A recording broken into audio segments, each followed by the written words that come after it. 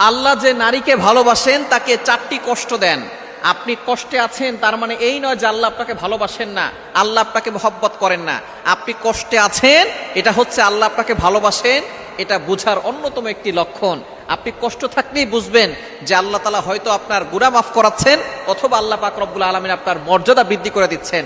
সুতরাং নারীদের জীবনে যদি এই চারটি কষ্ট থাকে তাহলে বুঝে নিবেন যে আল্লাহ পাক রব্বুল আলামিন আপনাকে ভালোবাসেন, আপনাকে মহব্বত করেন, এবং এই কষ্ট দিয়ে আল্লাহ পাক রব্বুল আলামিন আপনার মর্যাদা বৃদ্ধি করে মৃত্যুর সাথে সাথে আপনাকে জান্নাত দিতে চাচ্ছেন। নাম্বার ওয়ান, এক নাম্বার হচ্ছে মানুষের অন্যায় সমালোচনা।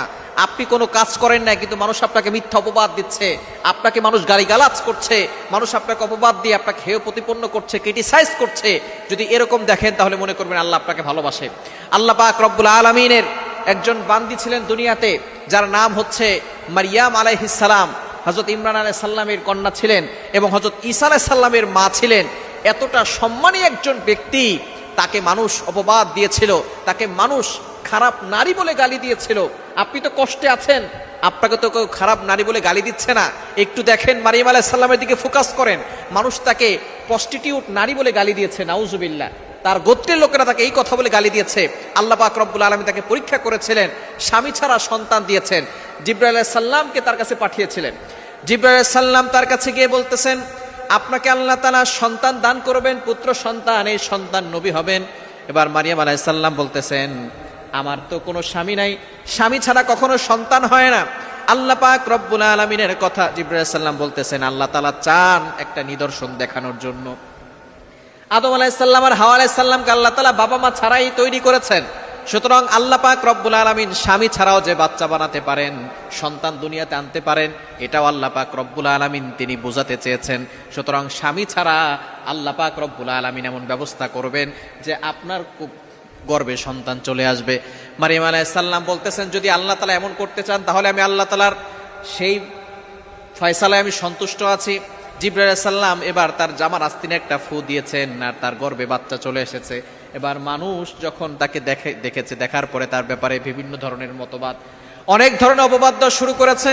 বলতেছে, তোমার মা তো ভালো ছিল, বাবা তো ভালো ছিল, কিন্তু তুমি এতটা অন্যায় কাজ কিভাবে করলে? এই যে একটা অপবাদ সে সহ্য করেছে, কিন্তু তারপরও তিনি ভরসা হারান নাই, আল্লাহর উপরে সবসময় ভরসা রেখেছেন। শেষ পর্যন্ত ঈসা আলাইহিস সালাম যখন জন্মগ্রহণ করেছেন, ছোটকাল কোল থেকেই তিনি কথা বলা শুরু করেছেন। তিনি বলেছেন, ক্বালা ইন্নী আবদুল্লাহ আতানিয়াল কিতাব। আল্লাহ পাক রব্বুল আলামিনের তিনি একজন বান্দা, এটা তিনি ছোট্টবেলায়, যে সময় বাচ্চারা কথা বলতে পারে না, তখনই তিনি কথা বলে সকলকে জানিয়ে দিয়েছেন। এজন্য যখনই আপনি দেখবেন মানুষ আপনার নামে সমালোচনা করছে, মিথ্যা অপবাদ দিচ্ছে, মনে করবেন আল্লাহ আপনাকে ভালোবাসে, আল্লাহ আপনাকে মহব্বত করে। দ্বিতীয় নাম্বার হচ্ছে স্বামী বা পরিবারের অবহেলা। যদি আপনার কাছে এরকম হয়, স্বামী বা পরিবার আপনাকে অবহেলা করছে, মনে করবেন আল্লাহ পাক রব্বুল আলামিন আপনাকে ভালোবাসে।